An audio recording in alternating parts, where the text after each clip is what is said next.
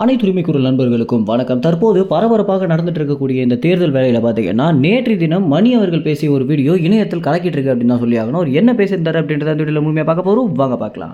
நேற்றைய தினம் பத்திரிகையாளர் மணி அவர்கள் பார்த்தீங்கன்னா, நேர்காணல பேசிட்டு இருக்கும்போது சீமானுடைய புதிய மைக் சின்னத்தை மக்கள் தேடி தேடி வாக்களிப்பாங்க அப்படின்ற ஒரு விஷயத்த சொல்லியிருந்தாரு. இதற்கு முதல் முக்கிய காரணமே என்ன அப்படின்னா, விவசாய சின்னம் பறிபோனது தான் அப்படின்னும், திமுகவும் பாஜகவும் இணைந்து சீமானுக்கு சதி வேலை பண்றேன் அப்படின்ற பேர்ல அவங்களுக்கு அவங்களே மண்ணவாரி போட்டுக்கிட்டாங்க அப்படின்ற ரேஞ்சில் தான் இந்த ஒரு காரியத்தை பண்ணியிருக்காங்க அப்படின்னும், ஒன்றியத்தோட ஆளுமையினால தேர்தல் ஆணையம் பார்த்தீங்கன்னா சீமானுக்கு தர வேண்டிய விவசாய சின்னத்தை சீமானுக்கு தராம தமிழ்நாட்டுக்கு சம்பந்தமே இல்லாத ஒரு கட்சிக்கு கொடுத்ததுனால தமிழ்நாட்டு மக்கள் பார்த்தீங்கன்னா சீமானுக்கு ஆதரவு இல்லாதவங்க கூட இந்த விஷயத்துல சீமானுக்கு சாதகமாக பேசுகிற ஒரு நிலை தான் உருவாகி இருக்கு அப்படின்றதான் பத்திரிகையாளர் மணி அவர்கள் மட்டும் இல்லாமல் முக்கியமான பத்திரிகையாளர்களை சொல்லக்கூடிய தகவலாகவே இருக்கு.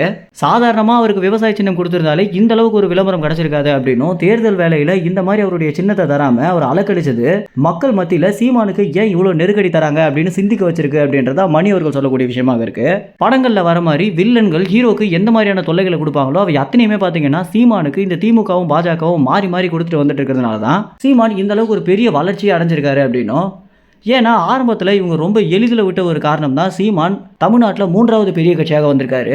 மீண்டும் இப்படி ஒரு நிலையை வரவிட்டக்கூடாது அப்படின்றதுனால தான் திமுகவும் பாஜகவும் பார்த்தீங்கன்னா சீமானுக்கு இந்த மாதிரியான நெருக்கடிகள் கொடுத்துட்டு வந்துட்டு இருக்காங்க அப்படின்றதும், இந்த மாதிரி நெருக்கடிகள் கொடுக்குற ஒரு காரணம் தான் மக்கள் மத்தியில் சீமானுக்கு ஒரு மிகப்பெரிய பாப்புலாரிட்டி கொடுத்துருக்கு அப்படின்னு மணி அவர்கள் சொல்லியிருக்காரு.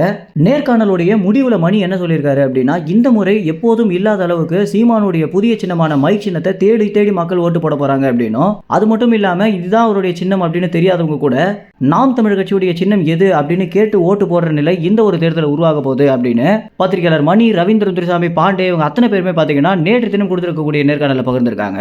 மேலும் இந்த ஒரு தகவல் குறித்து என்ன நினைக்கிறீங்க அப்படின்னா, உண்மையிலேயே இன்றைய தினம் நடந்துட்டு இருக்கக்கூடிய தேர்தலில் எத்தனை பேர் மைக் சின்னத்தை தேடி தேடி வாக்களிக்க போறாங்க அப்படின்ற உங்க கருத்துக்களை கமெண்ட்ஸ்ல தெரிவிங்க. நன்றி, வணக்கம்.